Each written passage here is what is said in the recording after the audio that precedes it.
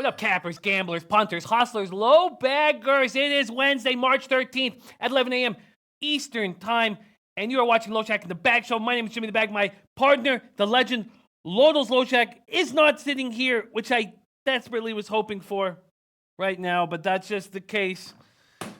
And that's just the case. So that's all I can say about that right now. But my God, would love to be peering into his glorious mustache right now. Let's talk about yesterday. Ski Profit does it again. Now, I know that my man Ski is fire all by himself. Does not need me at all. But if you've noticed, the Tuesdays and Thursdays, we are smashing.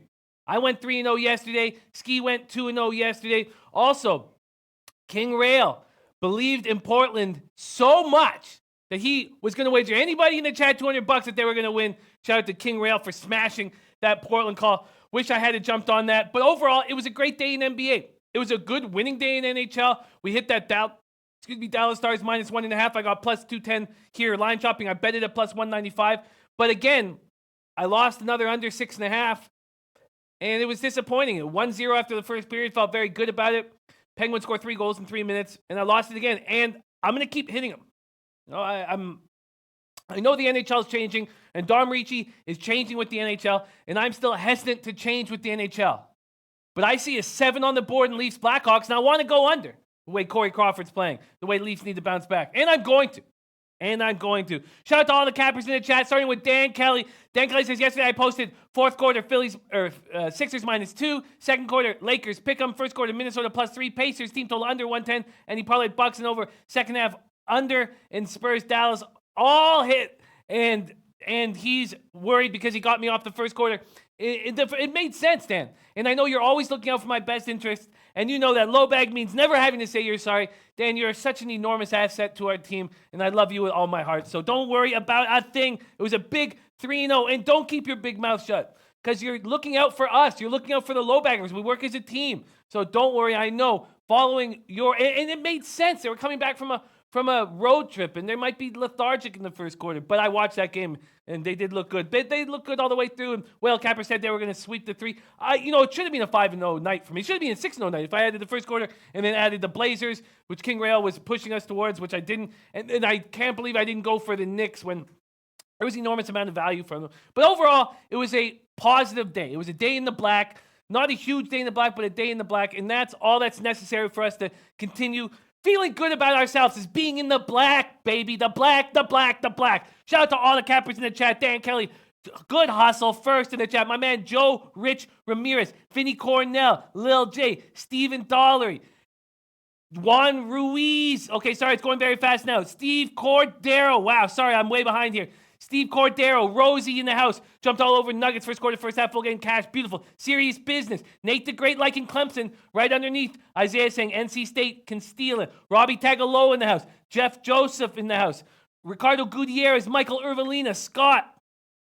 We got Gate Pass Key coming off a big night himself in the NHL. I can't wait to break down these 3 games because I'm really interested to hear what you have to say because I'm going right back to the unders here, and I'm not afraid.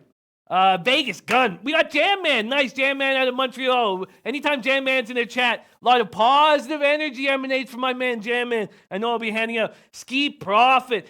Ski says Jimmy and Ski strike again because he's just a class act and a gentleman. But all he really needs to say is Ski Profit strikes again because he'll strike without me. Although we are magic together, he'll strike without me. He doesn't need my help. I need his help. We need his help. Alex Hills in the house. Headshot. Tomarino Tomor. Island Tony. Alex Simeon. Dan B. Alex Hills. Nutflush Allen. Brooke Jordan. James Wilson. Daniel Hernandez. Sasha Taljard. Yo Street.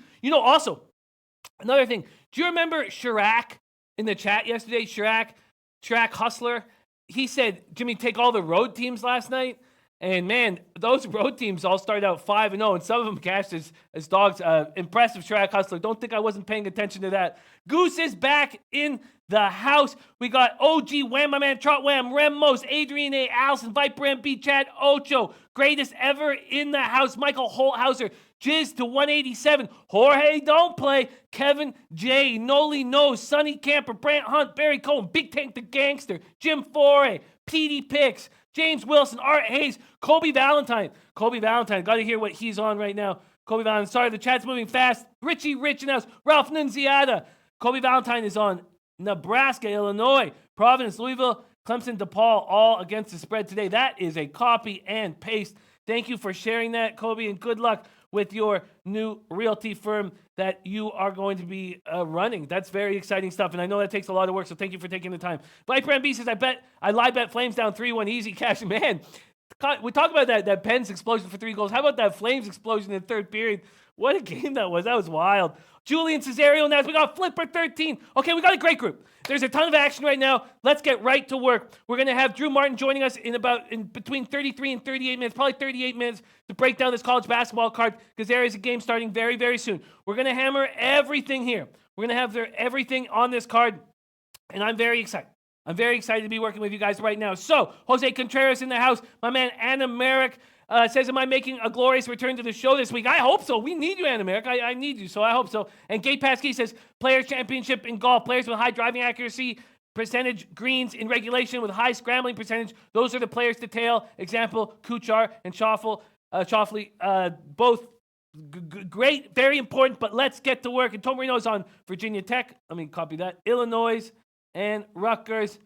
Okay, this is going to be madness. It's going to be madness over the next little while with all these early games and all this hard work. And we're very lucky. We're very lucky. And Noli knows that Jimmy NHL unders have been catching. I know Noli knows. I'm going right back to the well. So I'm not scared that they've been holding me back a little bit over the last couple of weeks.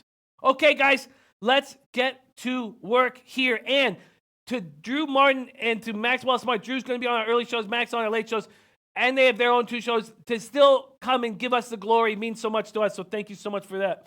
Okay.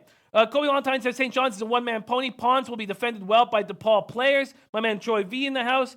And Grace Harris says, Jimmy, good call on the Stars. Yeah, that was a great one. That was back to old times where we're hitting huge money or huge minus 1.5s again. Not the plus 130 minus 1.5s, but the plus 200 1.5s. God damn you. And Don Reed said, don't forget, St. John's game isn't really a neutral site. MSG is really a home game for St. John's. Okay. Okay. And let's keep rolling right along. Jeff Joseph says, Jimmy, love Rutgers and Texas A&M today. Dom Ricci is on Clemson. And let's grab that right now and copy and paste so we can push stuff towards our guys, Drew Martin, Maxwell Smart in the house right now. Okay, so let's get to work. First off, Blackhawks at Maple Leafs. Now, I was going to jump on the under 7 earlier. And so we remember the 2 unders that came up, the 7s that came up last time. 1 cashed, 1 was a push. I just think that this is too good to be true. Too good to be true with the Leafs being embarrassed and the Blackhawks coming off a 7-goal explosion and Corey Crawford playing his best hockey right now. But I also was close to taking the Leafs on the minus 1.5. And I'd love to hear what you guys think about that because I decided not to. I decided not to take the Leafs minus 1.5 and that Chicago's just playing too good right now. I do expect the Leafs to bounce back, but at plus 119 or plus 120, I'm just not getting enough. But let's see if this total has kept. Look, it is. This total keeps going up. Wow. So this morning, if I had jumped on it, it would have been plus 105. At dawn, at like 4:30 in the morning, it was at minus 101. Now you're getting a plus 115. Is that just going to keep going up? What do you guys think? Do I wait to get an even better line? Troy V said I grabbed over 7 and minus 120. I hear that. Shout out to FSU Chatfield in the house. Everybody's jumping on the over. And I'm going to smash this under, and let me explain why right now. I mean, the main piece is Corey Crawford, but let's break this game down. Blackhawks coming off a big 7-1 win at home over the Coyotes on Monday night, keep their faint playoff chances alive. Brendan Perlini scored a hat trick for the Blackhawks against his old team. That was nice to see. He has 6 goals in his past 5 games. But it's Corey Crawford. First 3 games back from a concussion, his second concussion of the year. 13 goals he allows in 3 games. Last 2 games, he's allowed 2 goals, stopped 50 of 52 shots. They still have no Kagula, but he's the only Blackhawk on the injury report. Leafs are coming off a 6-2 embarrassing loss on home ice to the League Leading Lightning on Monday night. We saw what they were doing on their Western Canada road trip, playing tight defensive hockey. Babcock gave the team a day off from practice on Tuesday. They were without Kasperi Kapanen. He'll likely be back. They're still missing those 2 defensemen. Jeff Joseph says, nice. Dom Ricci went 4-1 last night. Marlon Dean Drew said, Jimmy, come on, man. Don't step in front of the Blackhawks over. Marlon, I am going to step in front of it. And not all of their games have been going over. All their first periods have. 22 games in a row. But I am stepping in front of it. Tom Marino says Toronto's rolling against mediocre teams like Chicago, losing to top teams. That's true. I am. Adam Lastman says easy over 7. I get it. I can completely understand some of you guys who disagree with his play implicitly, but I don't. Frederik Andersen has to bounce back from a terrible game. He's had a good season. Corey Crawford's playing very good hockey.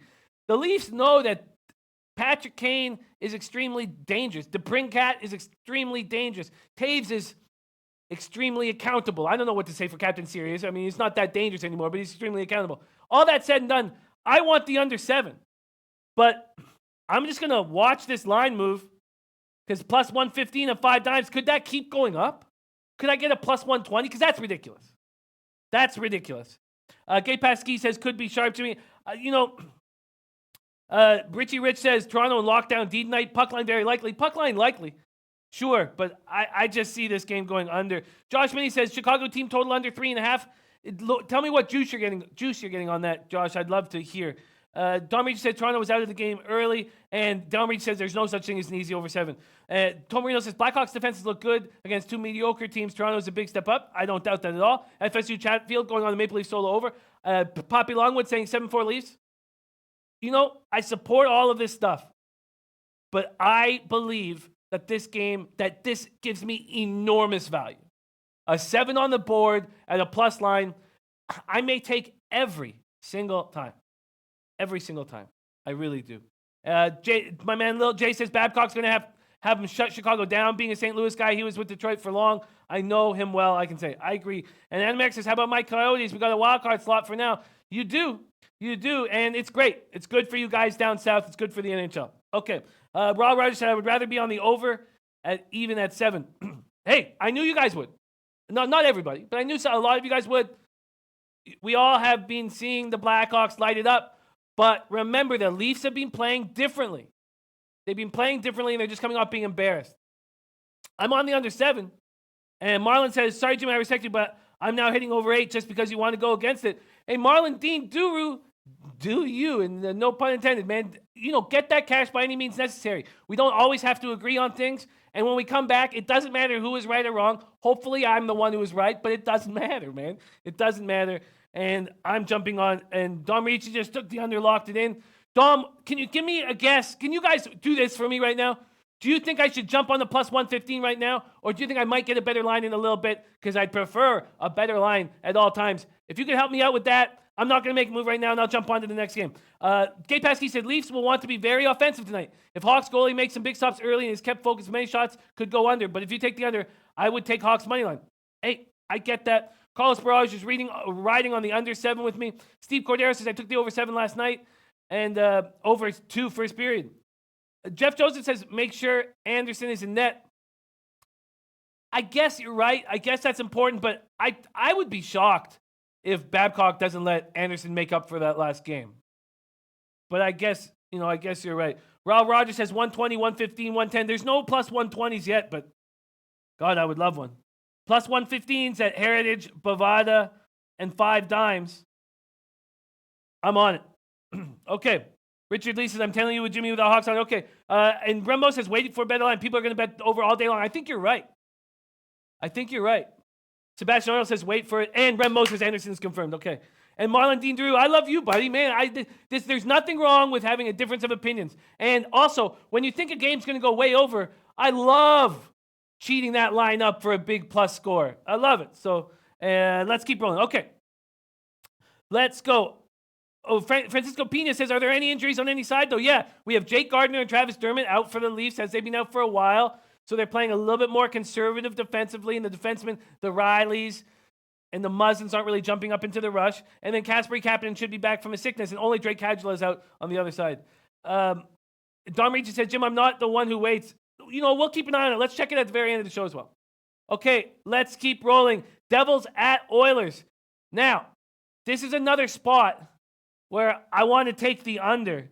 I know we all watched that 9-4 game last night. That was a travesty. And then the under isn't actually getting more juice.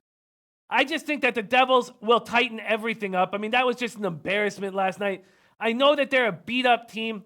Let's talk more about what's going on with this Oilers team first and foremost.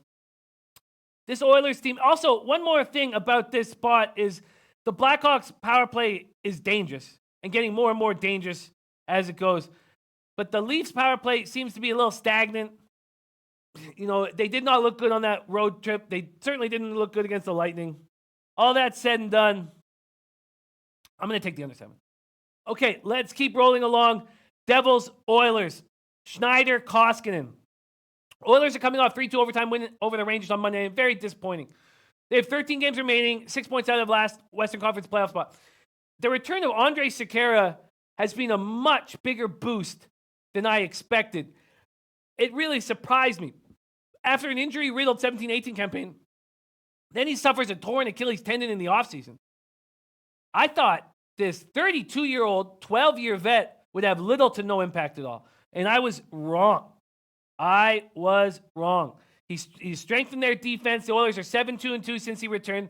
And it's his outlet passes. And we talk about that all the time. And the guy that we've used over the last year and a half or so is Chris Pronger. What made Chris Pronger so special? I mean, he had a mean streak that was very special, but it was his outlet passes. They were spectacular. That's why I think the Sabres in the long run would be a good hockey team, because Phil Housley was so good at those outlet passes. That's why he made the trade for Montour. He sees Montour's outlet passes. Now, listen to Ken Hitchcock talk about it. He's like, where we are better is that we spend less time in our own zone.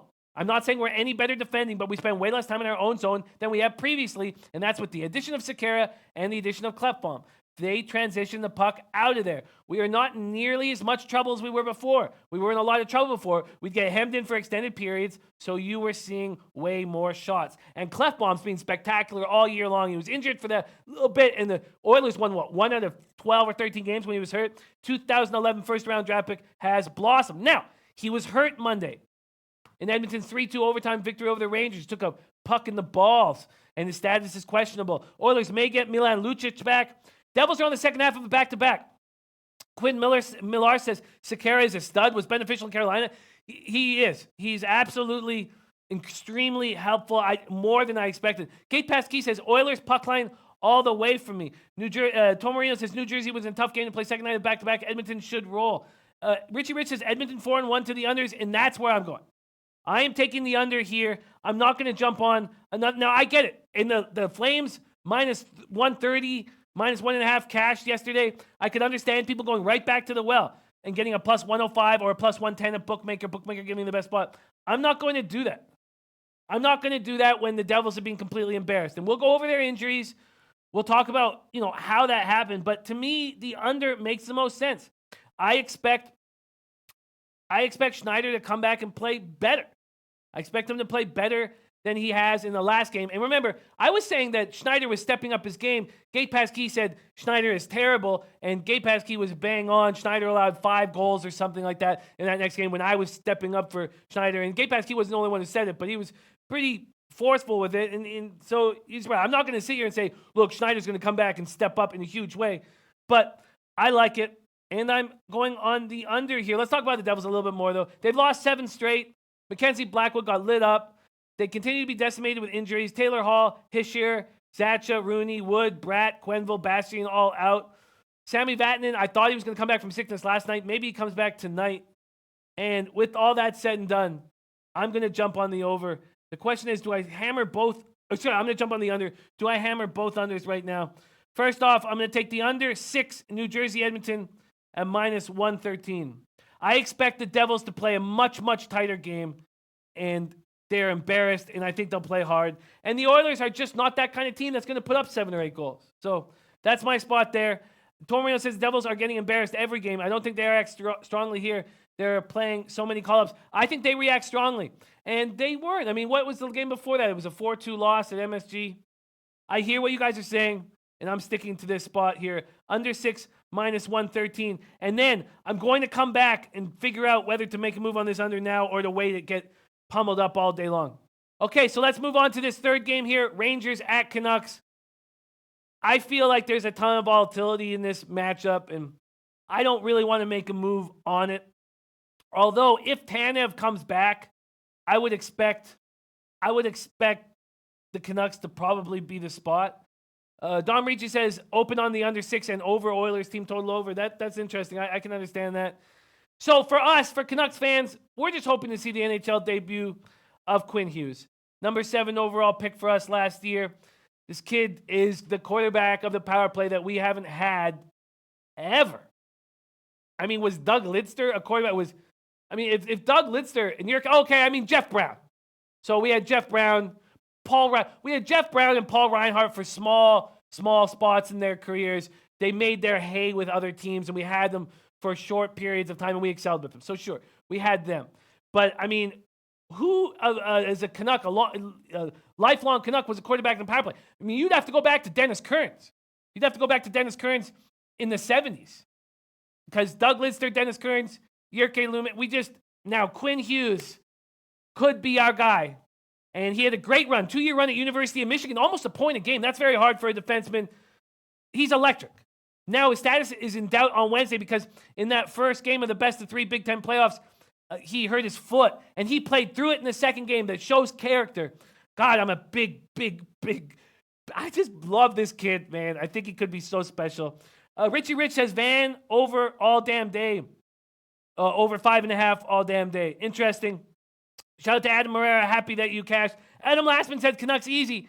Maybe if Tanev is back, but he's been out since February 13th. And we see, especially in basketball, not as much in hockey, but we see when these defensemen or these players come back after being out for they're a step behind the play. In basketball, we see them with bad shooting. In hockey, we see them not being in the right spot defensively when we need them to.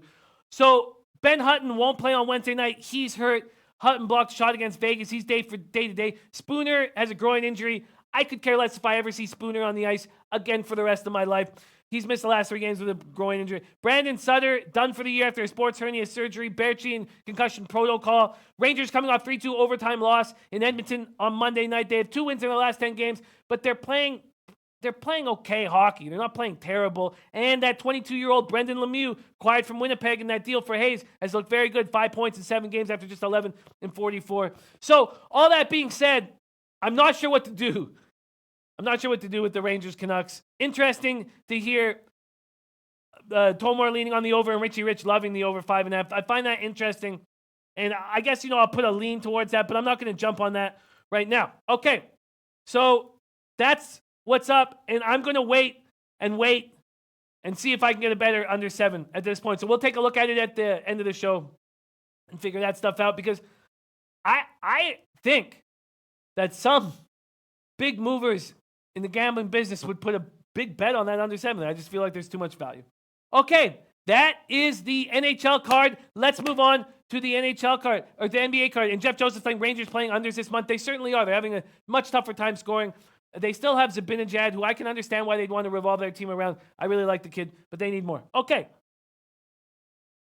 I've had people who tail my hockey say, man, should I start tailing your NBA? And all I have to say to that is I'm working with the best NBA cappers I've ever seen.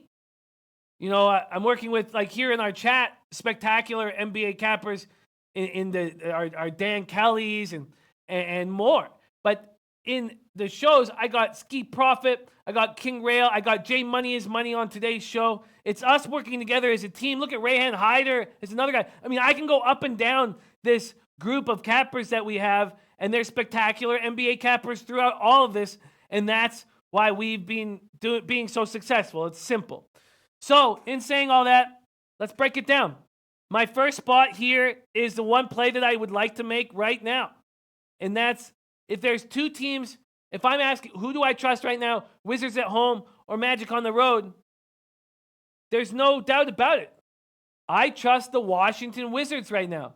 Their biggest problem was rebounding. Now they have Bobby Portis hammering things. Greatest ever says, don't forget Red Girl. Listen, I could go up and down this group of cappers. Ralph Portwando, Sky Rock, all you guys. There's literally fit like Rez Mob, like everybody, the PD Picks, Dom the Don. You got Moss. How about you got Moss? You got Moss. Yeah, Jay is on today. You got Moss smashed.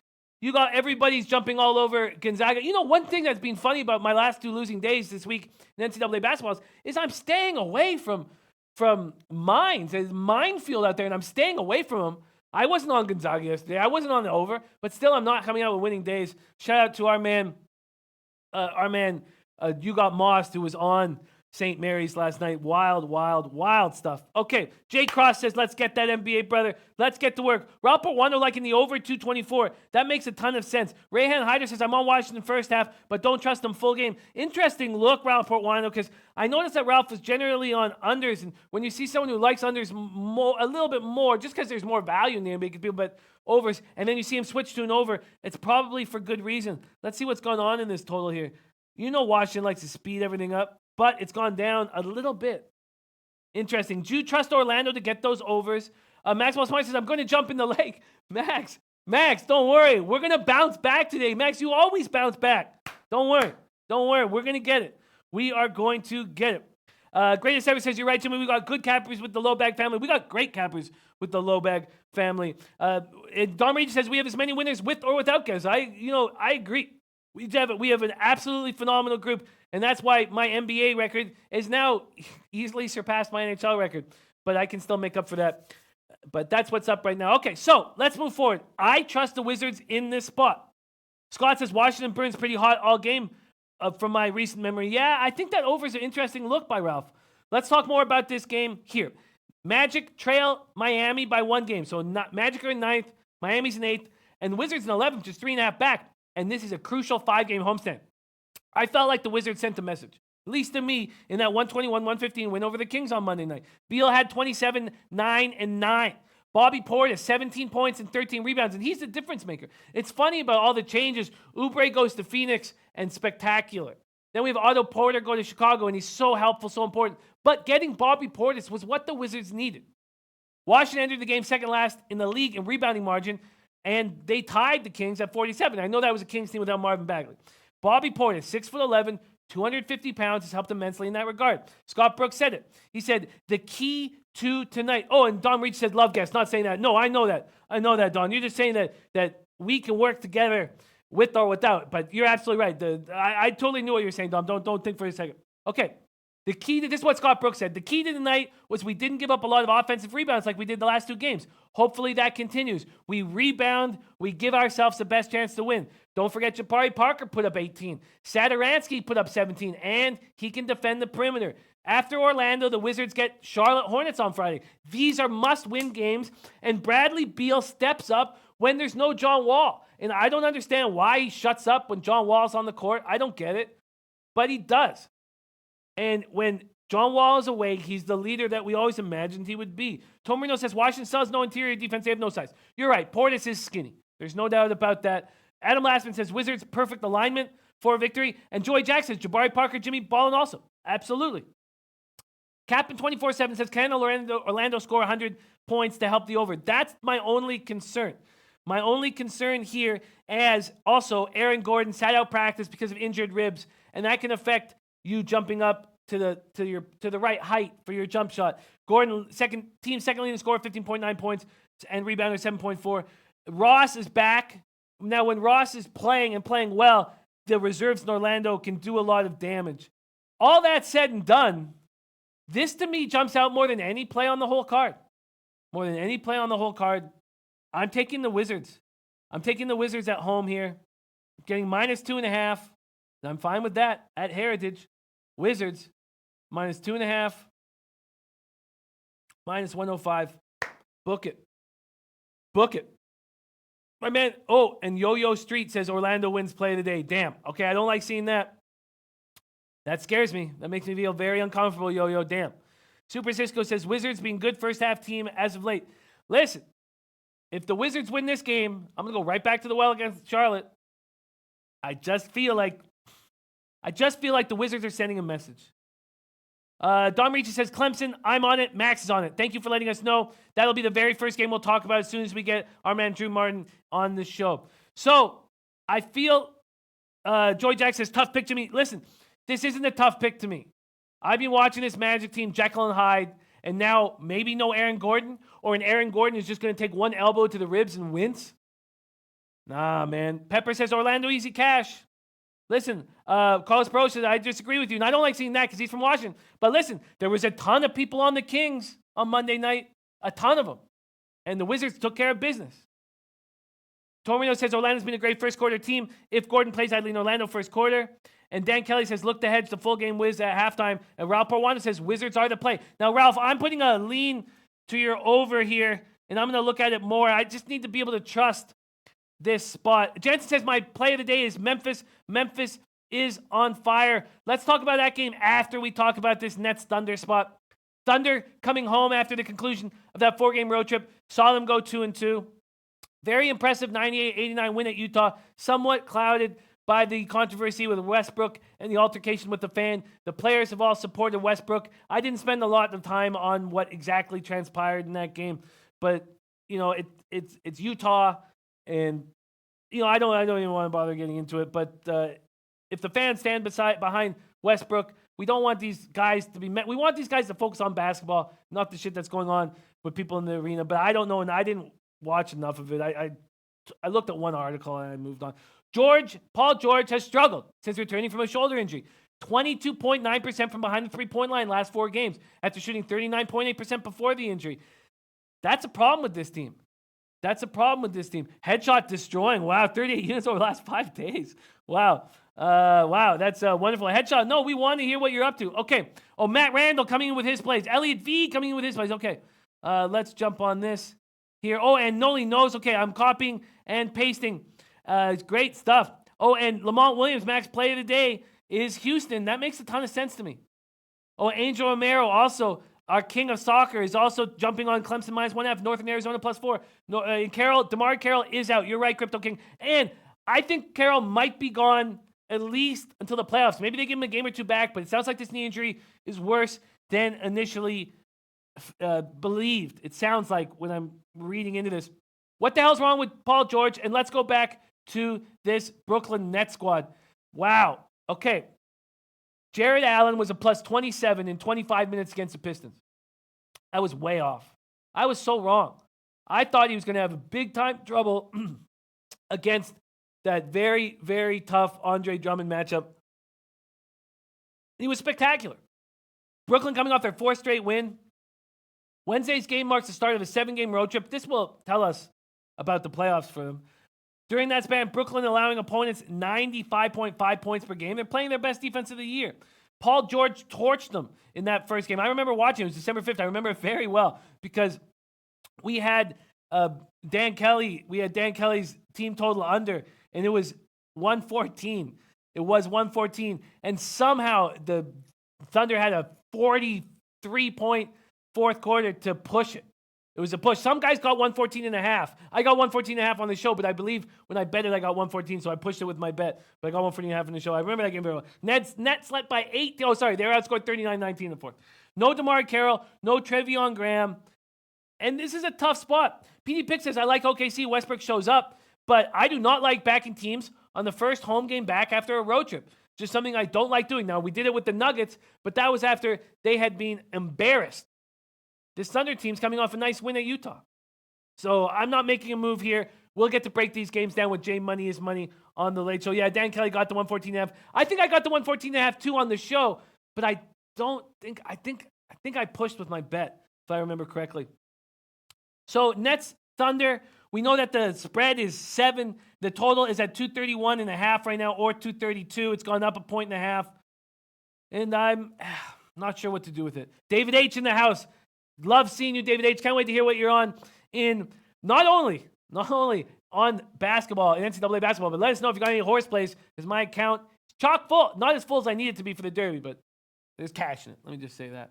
F. Felix says, winning is contagious, so is losing. When you're winning, there's no losing, but when you're losing, there's no winning. That is well put. That's well put. Okay, Grizzlies at Hawks.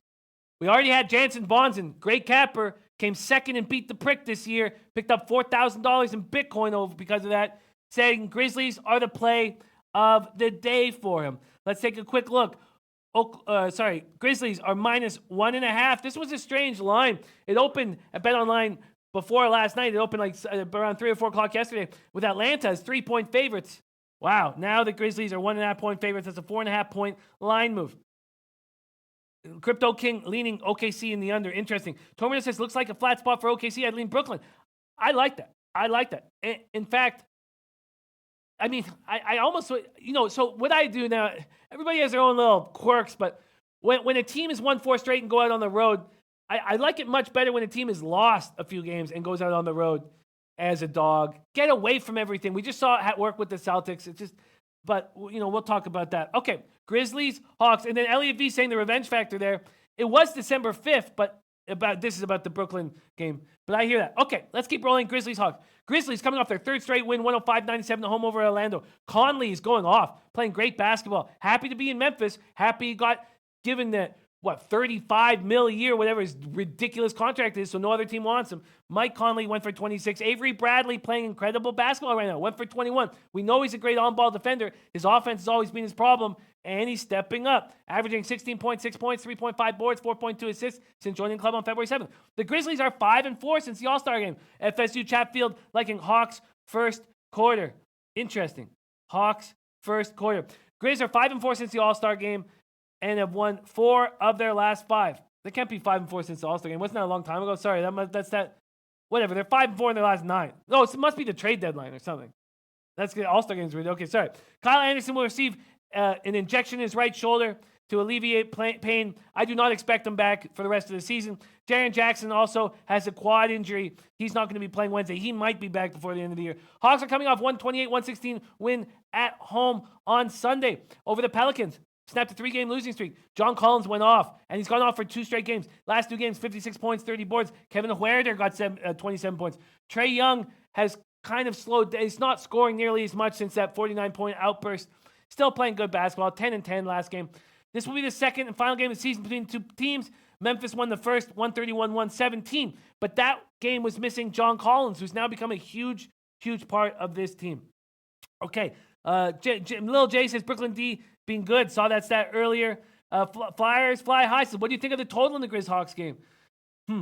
Lamont Williams says, what's your -1.5? I don't have one right now, Lamont Williams, and may not. Oh, it is. Dan Kelly says it is All-Star game. Thanks. For some reason, I thought the All-Star game was longer ago, but I had written that down.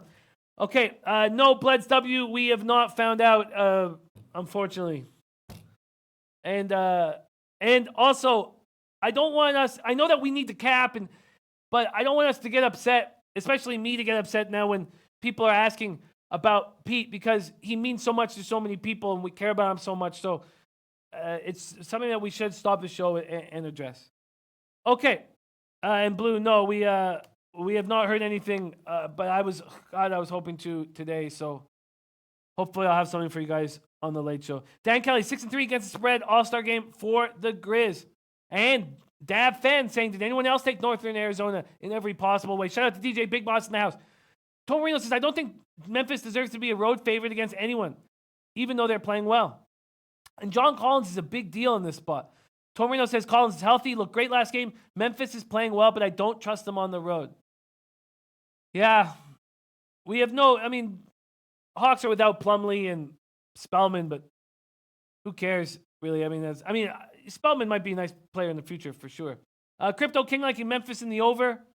And I'm going to wait on this. We'll have Jay Money, his money, breaking these games down with me on the late show. The total opened at 224 at BetOnline. Now at 222.5, 223 at Bovada. And as I said, Grizzlies 1.5-point favorites on the road. All right, let's move on to Pistons at Heat. Man, Pistons are coming off an ugly 103-75 loss at Brooklyn on Monday night. Took me by surprise. But I do feel, wow, Dom the Don says Clemson line moved to -2.5 now. Damn. Greatest ever said, Jimmy, honestly, I started watching the show because of Pete. Hey, so did I. So did all of us, I'm sure. Or not all of us, but over 90% of us. I get it. Pete is an enormously special capper, and I want him back sitting beside me. So at this point, this show's called Loshak in the Bag. I expect Pete to be sitting beside me, and when we get more information, you guys will know. And I hear you. Okay. Okay, let's keep rolling. Okay. So I think that we can put a line through this Pistons spot against Brooklyn. You're going to have bad games. It was second half of back-to-back. I didn't think it was going to hurt them as much as it did, but they got outplayed early and just let it go. Pistons had scored 129 or more points in 3 games in a row during their winning streak, 131 when they beat up on Chicago for the second time in 3 games. They're a completely healthy squad. The question is, can we put a line through it? That's the question. I'd love to hear what you guys think. Can we put a line through this Detroit Pistons game against Brooklyn? Pistons are completely healthy. They were riding a 4-game winning streak. Oh, sorry. No, we're talking about the Heat. The Heat were riding a 4-game winning streak, and then the Raptors, without Kawhi, kicked the shit out. It was surprising. 125-104. They had a franchise record 21 threes. Kyle Lowry played spectacularly. Both teams are coming off being embarrassed. It is tough. Jeff Joseph, well put. Well put. Jeff Joseph says, Pete is a true gentleman and has an enormous heart. That is well put. Okay. The Heat haven't done a good job of protecting their home floor all year. They're 15-19. Both teams are coming off being embarrassed. The question is, if you're going to back the Heat, Josh Richardson, right hamstring soreness kind of came out of nowhere because he played last game. So he's now questionable. Young Suave says the over is a play in Miami, Detroit.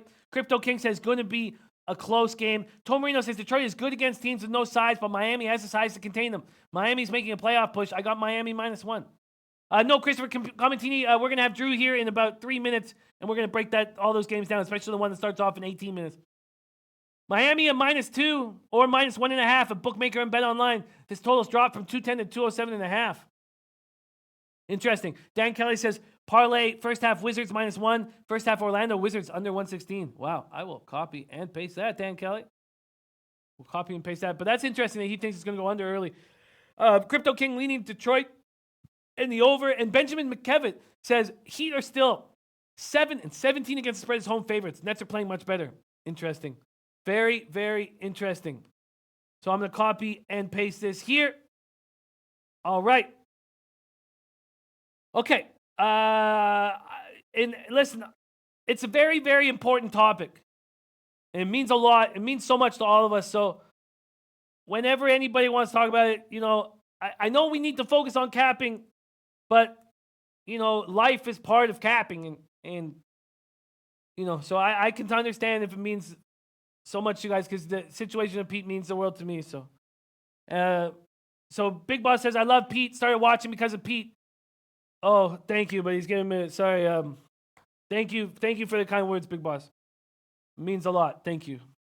This Pistons Heat spot is tight, but I think Tom Marino might be on the right side. I need to know that Josh Richardson's going to be in the lineup.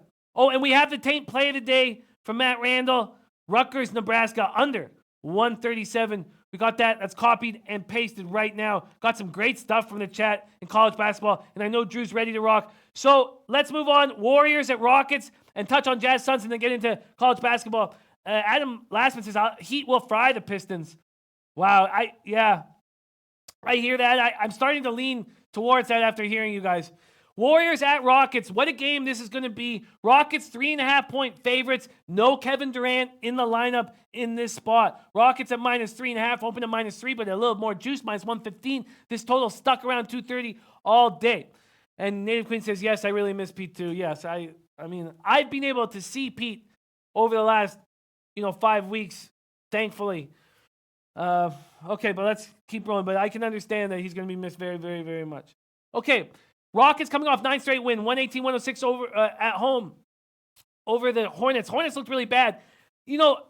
3 days ago, the Rockets were 11-1 to win the NBA championship, and I'm sure they're not right now. But I think that's got to be the play, and I was just too caught up with other shit to not grab it. Shout out to Scott, Dave LA in the house. Let's keep rolling on this spot here. And then let's move on to we'll get to Drew within 2 minutes. So if Houston wins this spot, they'll be just 3 games back in the loss column for the top overall seed. They're 31-11 in their last 42. In that 32-game stretch of consecutive 30-point performances, Harden was doing way too much. 41.1 points, 7.6 points, 7.4 assists. During the win streak, 34 points, 5.5 rebounds, 6.1 assists. That's something that he can actually stick to. Dan B says, geez, we really think the Rockets will sweep them. That's another big thing. They've won all 3 games in the series so far. I see them wanting to win this game, but without Durant, should be close game within 4. Wow. Very, very interesting.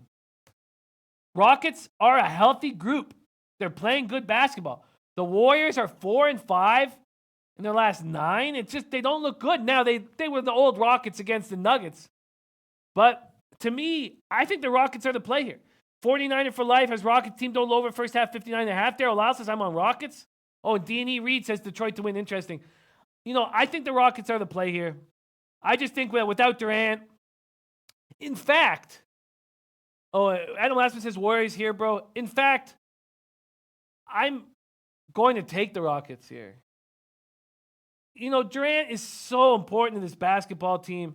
This Rockets team's rolling. They've won 9 straight. They beat the Hornets easily. They're a healthy squad. I mean, it's just Nene out of the lineup right now, but Nene is supposedly available off the bench. It's a small number. It's a small number, and I'm going to take it. I'm going to take it right now. I'm going to grab it. I'm going to jump on the Rockets minus 3.5. I don't think we're going to get a 3.5. I think this is going to be 4 or 4.5 by the late show, and I'm going to jump on it. Minus 3.5 at Heritage at minus 105. Rockets, that's my second spot on this card. Minus 3.5 and minus 105. You got Moss says, give me Houston. I'm on it. And then we have Jazz at Suns. Let's break this game down with J Money. It's a late start. Suns are playing their best basketball this season. The Jazz look bad now. It's funny, their second run of not having a point guard. And Mitchell got his shit together the last time this happened, and he's not doing it here. So I'm staying off of that. And Lamont Williams, best play of the day, Houston money line. Listen, I don't need a last-second shot. I'm going to go for the 3.5 here. I think they take care of business. Res Mob says more flow and passing without Durant. I get it. Shout out to Matt Collin in the house. I'm now following Matt Collin on Twitter. And that's that. So I'm on 2 plays in the NBA. So let's quickly go over. Oh, and then let's just quickly see. You know what? We'll close the show by seeing if there's been a line change on that under 7 with the Blackhawks Maple Leafs. Right now, my only plays are under 6 Devils Oilers. I'm going to be on that under 7 Leafs Blackhawks, but that line keeps going up, so I'm going to let it go up. And then I'm on 2 plays in the NBA. I'm on the Wizards minus 2.5. I'm on the Rockets minus 3.5. And without further ado, let's move on to this big NCAA basketball card. Very exciting stuff. We have a game popping off in 12 minutes. That's right, 12 minutes. And the question is, Drew, Max is on Clemson. Dom Ricci's on Clemson. Are you on Clemson? And should I be on Clemson? Jimmy, thanks for having me on, man. March Madness is here. The degenerate in me is happy. And yeah, because the degenerate in me is happy, I followed Max for pretty much everything he said this morning. I think Clemson's the side, man. These two teams have played before. ACC tournament early on, laying a short number here. If you can get 2, that's what he liked. 2.5 is the main number. But yeah, I think Clemson's the side, Jim. Wow. Man. It's a quick. I got 11 minutes on this. Can we while we're looking at this and while I'm looking at if I can find it to anywhere here on the board, and I'll have to bet it while this show's going on.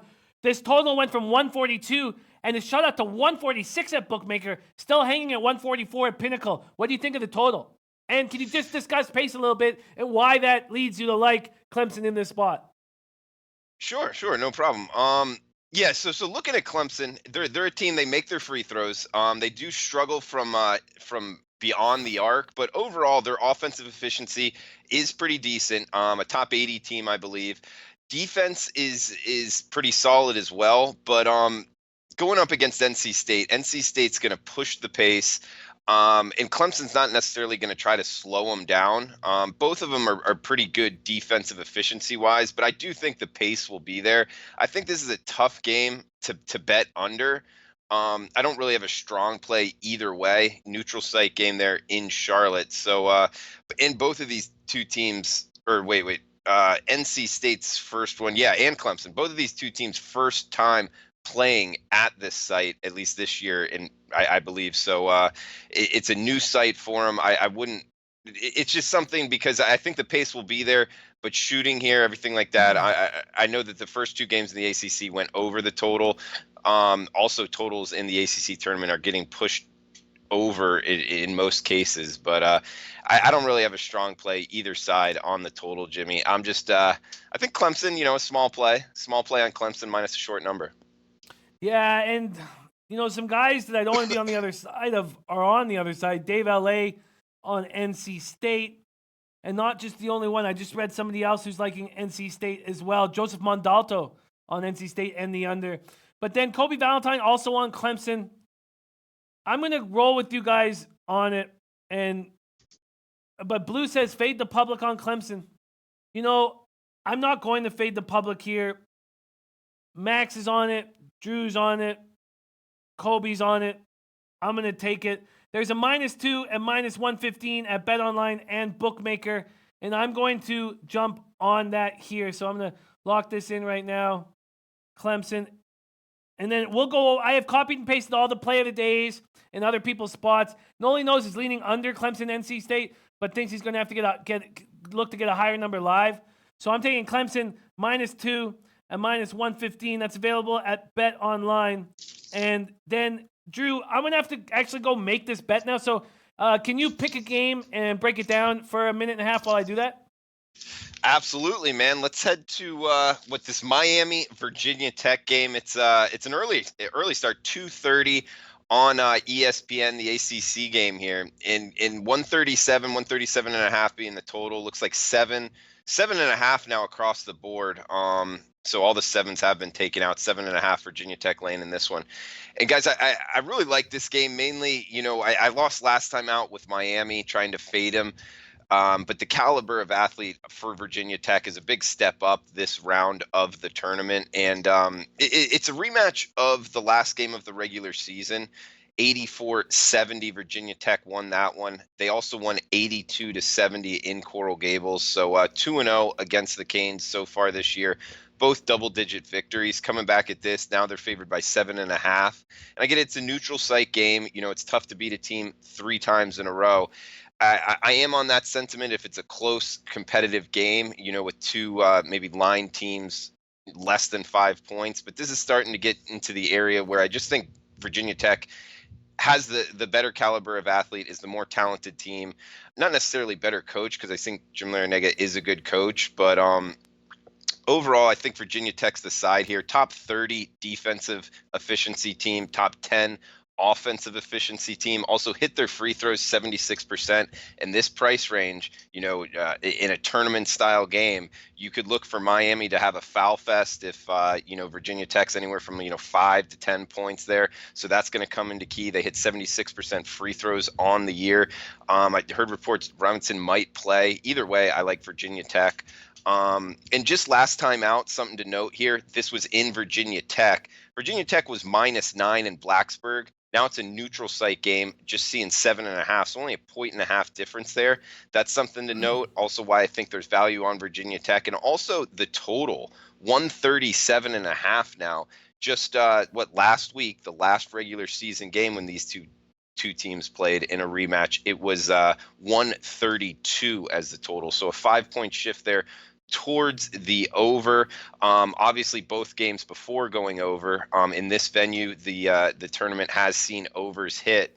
So I would look to bet the over as well. But for me personally, I'm on Virginia Tech -7.5 in this second round game in the ACC, Jimmy. Backing Virginia Tech. I get it. I was actually sort of impressed with Miami last game. I feel like it's good that they can get a game under their belt and gain a little confidence, but I understand they have a short rotation. I feel like the second round, when a team that needs a win desperately gets one, I don't fade them. I'm not gonna go against you guys, but it was a desperately needed win for that Miami squad, and I'm just going to stay off of that game. Interesting stuff. Now, we do have some other early games, and one big one, to me, I guess, being from the West Coast, and that's the Arizona USC game. Arizona opening at -2 or -1.5 now at 5 times, Bookmaker and BetOnline. The total at 138, gone up to 138.5 or 139. You have any feel for Arizona USC, Drew? I don't have a lot on this game as far as, I didn't bet it. I guess what, Arizona losing 2 down the stretch. They really only won 3 games, their last, 10 or 11. So the Pac-12 overall, it's all over the mainstream. It really hasn't been a good conference all year. They'll likely get 2 in just because they are, out there in the West Coast, a big conference. But, Maxwell Smart, he was all over. The Pac-12 shouldn't even have a team in, let alone one team. So I kind of get his sentiment.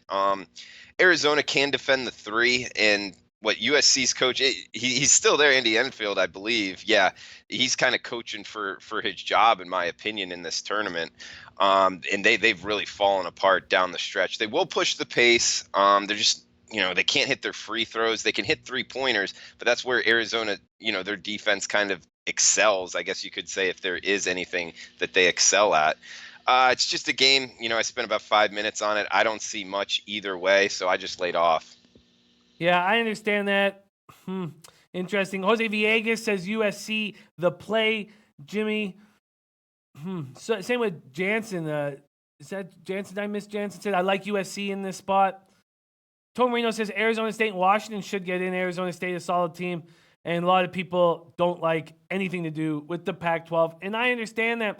So I know I love hearing the games that you want to talk about. So let's get into that. But just for a couple minutes, do you have any interest in Massachusetts, George Washington?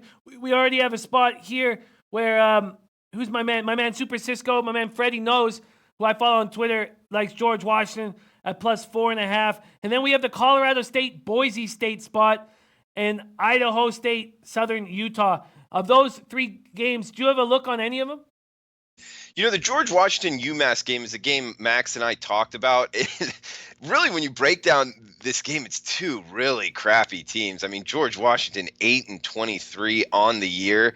In the A10, there's just not many wins there. They did beat UMass not too long ago, I think late February, and UMass just 11-20. The Minutemen really down year. Matt McCall not doing much there. Free throws they don't hit. It's bad offensive, but both of them are under 70% from the free throw line. Really bad offensive efficiency. I think that correlates towards the under. So really anything under 140 I like. So I would look UMass, George Washington under the total. I like that look as well. Interesting. That's a nice breakdown. I like that. I like that under too, because they are just terrible teams, and they're in a pressure situation, and bad teams struggle in pressure situations and struggle together at this point. Okay, Wesley Salmon saying Sean Miller said he's leaving. They're going to try to win one for the coach. That's back to that Pac-12 spot, Arizona, USC. Okay, and was that any feel on that Colorado State, Boise State spot? No, the other 2 slots, I didn't have a personal bet. So I got some other big spots that I wanted to bring up, mainly Nebraska and Rutgers. I kind of had a look here. Beautiful. Well, let's move on. I'm going to spend a little bit more time on that Massachusetts, George Washington under. But I feel you in that. Wow. As soon as we started talking, there's now no 140s on that front board. Bookmaker just went down a big move from 4 to 3.5. 140 to 139.5. There are no one. You know what? I'm going to jump on now. I'm going to line shop while you break down this big game. And we have a couple people already on that game. Matt Randall's taint play of the day is Rutgers, Nebraska under 137. He got a great line. He got 137, and you can't get that anymore. Now, if you want to jump on this Rutgers, Nebraska spot, it's a 136 or 135.5 on the under. Wow, looking forward to this breakdown. What are you thinking here? Wow, the taint play of the day. And by the way, I learned what the word taint means on our early show. So it's a great word, and what did they tell you? Tool there. What did they tell you it was? I need to know what they told you. All right, well, it was Maxwell Smart and a couple guys in the chat box, and I didn't know what taint was. I just liked the marketing. Taint play of the day. It sounds wonderful. And he was the one that told me it doesn't necessarily have to be a beautiful woman, but you have to picture it as a woman, and it is the part of the body, the skin, in between her private parts there, and in her lower half of the body. Drew, it actually is the spot on a woman in between the woman's balls and asshole. That's the truth of it. Just under a woman's balls. So there's that. But Drew, let's get into business. Let's get back to work. Rutgers, Nebraska. All right, Jimmy. Scarlet Knights, Nebraska Cornhuskers. Here we go. We got a Big Ten tournament. Both of these two teams, first time in the neutral site game. Obviously, that's the first thing that I look at and tend to lean towards the under. Both of these two teams, offensive efficiency. Rutgers can't hit free throws. I believe there's only 9 teams in the country that are worse at shooting free throws. For a power conference team, that's not good at all. They can't hit their threes. They can't hit their twos. They don't necessarily push the pace. When you look at the Cornhuskers, they don't hit twos. They can up and down as far as their beyond the arc goes, and they don't hit their free throws either. Only a little bit better than Rutgers. They also have their steal possessions are pretty good. They don't have short possessions necessarily, over a 200 team in terms of pace, and they can play defense. Top 70 efficiency team, not very good either. Rutgers and Nebraska. I guess you could say, Rutgers, they still lost 2 down the stretch. They did beat Minnesota and Iowa, so you got to give them some credit there towards the end of the season. But still, overall in Big Ten play, not very good. Two teams very much struggle on the offensive efficiency side and can't hit their free throws. Overall, in a new neutral site game, I like this under a lot. 135.5. Is that number still out there? That was what it was before the show. But that's what I bet it at. Rutgers and Nebraska under the total, Jimmy. Wow, interesting. So 135.5. Let's just take a look at the total movement. So yeah, it was 136 down to 135.5 10 minutes ago at Pinnacle. Let's look at BetOnline. BetOnline was at 138.5. Wow, look at that. Went up to 138.5. What, an hour ago? Not even 40 minutes ago, and it's now down to 136. Interesting movement. I wonder what UWager has. I like that look. And there's 136s available right now. Interesting. Now, if you were forced to take a side on this spot, if I gave you a free play on the side, Nebraska at -1, or you take the dog Rutgers? Man, I would probably take Nebraska, and I don't even like Nebraska. I don't think they're very good at all, but I've just lost on them a couple times here down the stretch. They kind of covered a couple numbers, and especially in that Iowa game, I have such a bad taste in my mouth. I had Iowa, and obviously Nebraska won that game down the stretch. So just because of those reasons, and it's because it's a free play with your money, I would take Nebraska. Yes, it is. It is, and that taste in your mouth might be taint. Let's move on. We got some big spots here on this card. We have Oklahoma State, TCU, Notre Dame, Louisville, Georgia, Missouri, Butler, Providence. I know you know these teams very well. Pittsburgh, Syracuse. What else are you looking at on this card? Yeah, the TCU team, I haven't bet it yet, but it's a team I would kind of look to fade here down the stretch in Big 12 play. Really banged up team. I believe 5 guys off their opening roster still banged up. So I wouldn't look to be betting on TCU this time of year. Although they still have something to play for, so there's that angle to it. Notre Dame Louisville is a game I'm looking at, Jimmy. Obviously yesterday, that first half, it was money. I'm going to do it again. I'm backing it up. Looking to bet Notre Dame first half again. I think there's something there, and I don't think the market's onto it. We're still seeing 7.5. Notre Dame, you can still get +4 first half. And if you watched the game yesterday, Mike Bray had those 3 freshmen out there who are pretty highly recruited guys. It's kind of amazing to see, not necessarily amazing, but disappointing for Irish fans to see such a bad season that they had. I know they're young guys, and young guys in college basketball can be very volatile. But next year I would look to bet on Notre Dame. And also they started to open it up a little bit more. And I feel like the more talented younger guys play better in that aspect. We saw that yesterday against Georgia Tech. Georgia Tech, you got to give credit to them. They came back, stormed back. If you bet Georgia Tech second half, that was a heck of a play too, and took a lot of balls after watching them in the first half. But still, I would look for Notre Dame, whatever it is, their point differential margin in the first and second half of recent is a huge discrepancy. Yesterday, it even got bigger. I haven't recalculated the numbers, but it's over a 5-point discrepancy of recent. So I would look for Notre Dame first half, and I bet them personally +4.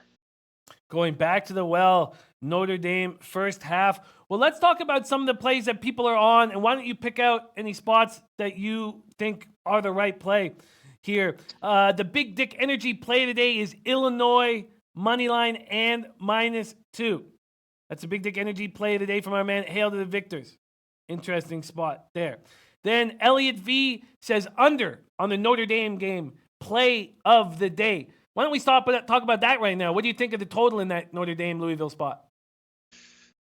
I don't know if you made me bet it, I wouldn't be on the under. I thought Notre Dame opened it up a little bit offensively, more so than they did pretty much the whole conference regular season. So that's usually something in the college basketball totals markets that take more than a game or two to kind of recalculate and get on the correct numbers. So no, if you made me bet it, I would be on the over in the Notre Dame game.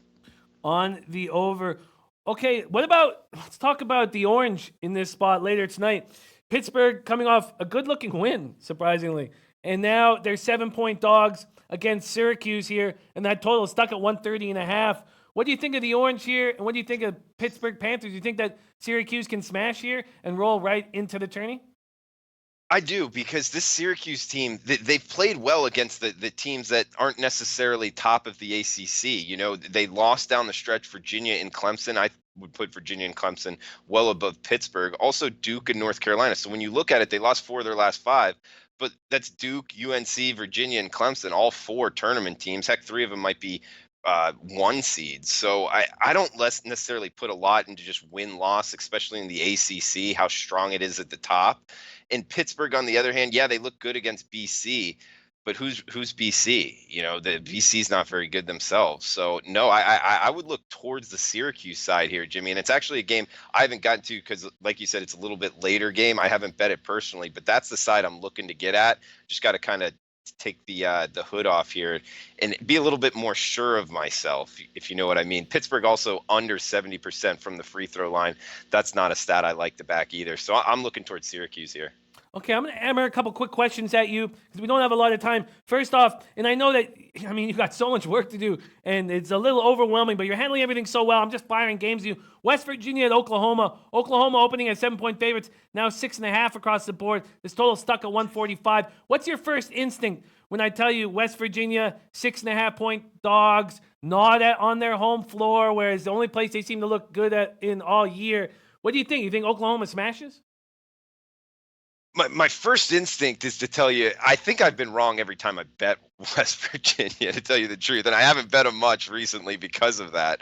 Oklahoma, in my opinion, just a one-side team. Their offense, I kind of think that they have some pretty good, quick guard play anyway. They haven't necessarily been efficient on offense, and they're going to push it. So going against West Virginia, who in years past, could get up and down the court just because of their style of defense and turning their opponents over, I would actually look to bet them over. But this season, their offensive efficiency, it has gotten a little bit better, but it just as a half-court offense, it's not a team I would look to bet. So it's kind of contrasting styles here, Jimmy. If you made me bet it because you're getting West Virginia outside of their home court, which is a pretty big advantage for them, I would say lean towards the Sooners, but I doubt I'll bet another West Virginia game all season long. I hear that. You have tons of options here. No need to force anything with all of these options. Now, I've got one more thing, and then I'm going to hit something to you quickly, and then we got to wrap up the show. A lot of talk here about DePaul St. John's. St. John's -5.5. Now -5 across the board, playing in New York, so it's basically a home game for them. And we've got some guys in the chat liking DePaul, Kobe Valentine being one of them. DePaul, St. John's, Drew. DePaul's a pretty efficient team offensively. They can hit threes, hit twos, they hit their free throws. And I broke this game down for only about 10 minutes. St. John's, I know, pushes it. It's a team I haven't bet a lot. And just looking at their stats here, they do hit their threes very well. So being in New York, like you said, could be an advantage. It is an advantage, but it's not on their home court. So it's kind of a tricky handicap in that aspect as far as how they'll shoot neutral court, I believe, in Madison Square Garden, if I'm not mistaken. But they lost their last 3 games down the stretch, only won 1 game their last 5. So I'm not necessarily looking to bet on St. John's. I doubt I get there either way. Okay, and then finally, this will be the last question I hit you with. Which Florida dog, these teams you know very well, has more value? Florida Atlantic at plus 4.5 against Louisiana Tech, or Florida International at plus 2.5 against North Texas? I'd say FIU. They're both having to go to Frisco, Texas, I believe. That's where the conference championship game is. But FIU, not necessarily a lot of time to prepare for their offense. The most up and down offense in the country as far as tempo goes. They are the fastest team in the country, going against North Texas in a rematch of the last game of the season. So it's kind of a lot on this Mean Green team. And catching points with FIU. If you made me bet one of the two, I would be on the Panthers from FIU. Beautiful, beautiful work here. You're so busy. You and Max are so busy over this few weeks, month. And thank you so much for taking the time to still be a part of our show and help out the low baggers. It means so much to us. So, Drew, my man, where can we find you on Twitter? What shows do you have coming up this week? Where can we find them? And what are your official plays so far? Yeah, shout out to the low baggers, man. Love and a lot of them come into our show. In the morning we're doing it 9:30 to 10 a.m. Eastern. Also 4 o'clock Eastern time in the afternoon until about 4:45. And it's a pleasure working with Max. I'm glad you introduced me to him, Jimmy. He's a funny dude, and he knows his college basketball. I've learned a lot from him just in the last couple weeks. I mean, especially the small conference teams. He can just rattle them off. So I pretty much just take notes and use it going forward in my betting. You follow me on Twitter at Drew Martin Bets. And as far as bets I got the Virginia Tech side, and I also have the Nebraska Rutgers under the total and Notre Dame first half. Those are my 3 bets that I have locked in right now. So Notre Dame first half, Nebraska Rutgers under the total, like the taint play of the day there. So I like being on the same side as him. And I'm also on Virginia Tech as the side, fading the Miami Hurricanes as of now. We'll likely get more down. But I'm going to do a lot more work here this afternoon, and then on the 4 o'clock show, hopefully be able to cash a couple more bets, man. I hope you do too. And I know you will. That show is great. It's not only great insights, but very entertaining. I will be watching today at 4 p.m. Eastern time. That's SBR's Madness, starring Drew Martin and Maxwell Smart. Well, a couple things I need to go over. One, I should have jumped on when Dom did, because this line is now going down in the total of Chicago-Toronto, which I thought. I can still get a plus 115 at Heritage. I'm sure I'm not going to get a plus 115 when I bet it. I'm taking it now. I'm taking it now. I think that's wishful thinking. I think that people are going to jump all over this under with big bets, man. I think it's going against the public, and these 7s are glorious to go. Well, you got to go win 5-3 or 6-2 for me to lose. I'm not going against that first period over, but I'm all over this under 7 plus 115 and Blackhawks, Maple Leafs. And then let's quickly go over the plays that some of our low bag cappers are on. And Clemson up right now. Beautiful. Great job, guys. Okay.